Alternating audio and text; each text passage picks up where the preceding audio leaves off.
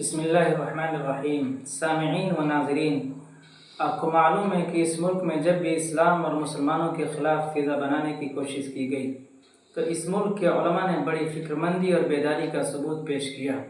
یہ علماء ہمارے لیے دل اور قلب کی حیثیت رکھتے ہیں اور ہم ان کے لیے بازو اور طاقت کی حیثیت رکھتے ہیں۔ اس وقت حکومت کی طرف سے وقف ترمیمی بل پیش کیا گیا۔ اس ملک کے پارلیمنٹ میں لمبے بحث و مباحثے کے بعد اور بڑے ہنگامے کے بعد اس بل کو رد کر دیا گیا اور یہ بل جوائنٹ پارلیمنٹری کمیٹی کے حوالے کر دیا گیا۔ جوائنٹ پارلیمنٹری کمیٹی نے اس ملک کے مسلمانوں سے اس بل کے خلاف اپنی رائے درج کرنے کی درخواست کی ہے، لہذا مسلم پرسنل لا بورڈ نے ایک اسکینر جاری کیا ہے اور اس ملک کے مسلمانوں سے مسلم پرسنل لا بورڈ نے یہ مطالبہ کیا ہے کہ وہ اس بل کے خلاف اپنی رائے کو اس اسکینر کو اسکین کر کے پیش کریں۔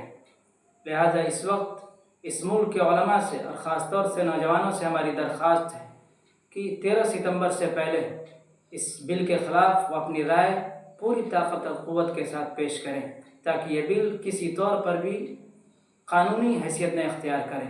اگر خدا نخواستہ یہ بل قانونی حیثیت اختیار کرتا ہے تو آپ کو معلوم ہے کہ بغیر قانونی حیثیت کے اس ملک میں روز کی خبریں ہیں، کبھی کسی مسجد کو اور کبھی کسی مسجد کو شہید کر دیا جاتا ہے۔ جب یہ بل قانونی حیثیت اختیار کر دیا جائے گا تو خدا نہ کرے وہ دن دیکھنے کو آئے کہ اس ملک کی ہزاروں مسجدیں اور لاکھوں مسجدیں ہماری آنکھوں کے سامنے شہید کر دی جائیں۔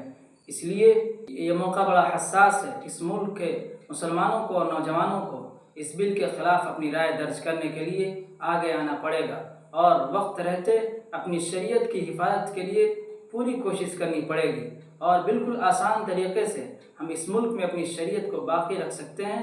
اور آپ کو معلوم ہونا چاہیے کہ کوئی بھی حکومت یا کوئی بھی سرکار پورے طور پر شریعت کو ختم نہیں کر سکتی، بلکہ وہ ایک ایک جز کو دھیرے دھیرے ختم کرتی چلی جائے گی۔ اس طرح ہمارے ہاتھوں سے پوری شریعت نکل جائے گی۔